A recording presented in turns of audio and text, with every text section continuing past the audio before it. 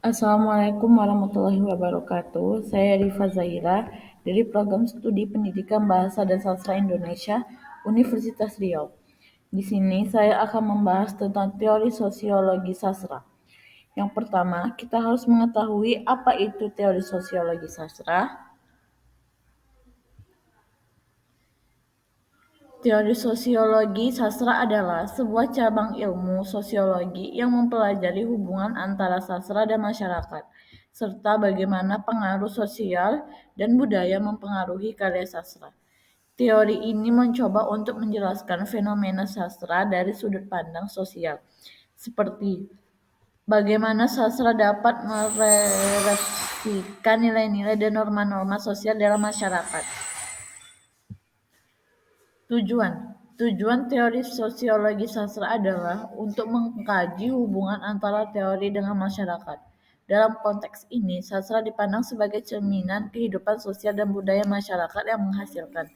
Tujuan utama teori sosiologi sastra adalah untuk memahami bagaimana sastra mempengaruhi dan dipengaruhi oleh masyarakat, serta bagaimana sastra dapat digunakan untuk memahami realitas sosial dan budaya masyarakat. Sejarah. Teori sosiologi sastra adalah sebuah konsep yang menghubungkan antara karya sastra dengan masyarakat. Teori ini pertama kali diperkenalkan oleh seorang sosiolog bernama Lucille Goldman pada tahun 1964. Goldman menekankan pentingnya memahami karya sastra sebagai produk dari suatu masyarakat dan budaya yang melahirkan karya tersebut. Sebelum konsep teori sosiologi sastra diperkenalkan, karya sastra dianggap sebagai sebuah objek yang terpisah dari masyarakat. Namun dengan adanya teori ini, karya sastra dipandang sebagai hasil dari interaksi antara penulis dengan masyarakatnya. Sehingga pemahaman terhadap karya sastra harus melibatkan konteks sosial dan budaya di mana karya tersebut lahir.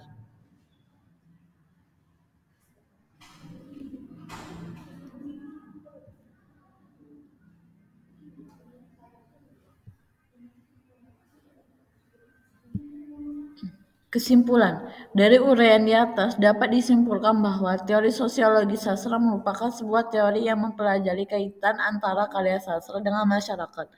Tujuan dari teori ini adalah memahami bagaimana karya sastra dapat mempengaruhi masyarakat dan sebaliknya. Sejarah lahiran teori sosiologi sastra sendiri bermula pada abad ke-19 dan terus berkembang hingga saat ini.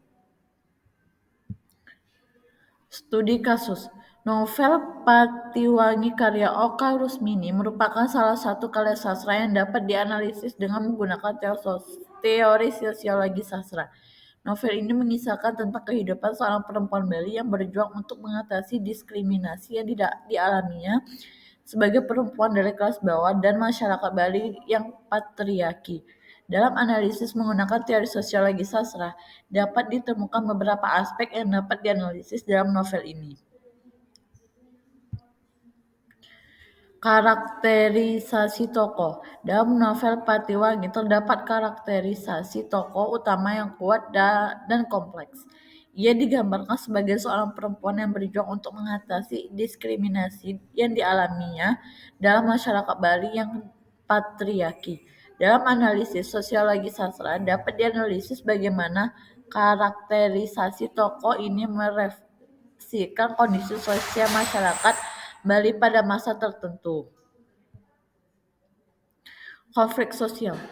Novel Patiwangi juga menggambarkan konflik sosial yang terjadi dalam masyarakat Bali pada masa tertentu. Konflik antara kelas sosial, gender, dan agama menjadi tema utama dalam novel ini. Dalam analisis sosiologi sastra dapat dianalisis bagaimana konflik sosial ini merefleksikan kondisi sosial masyarakat Bali pada masa tertentu.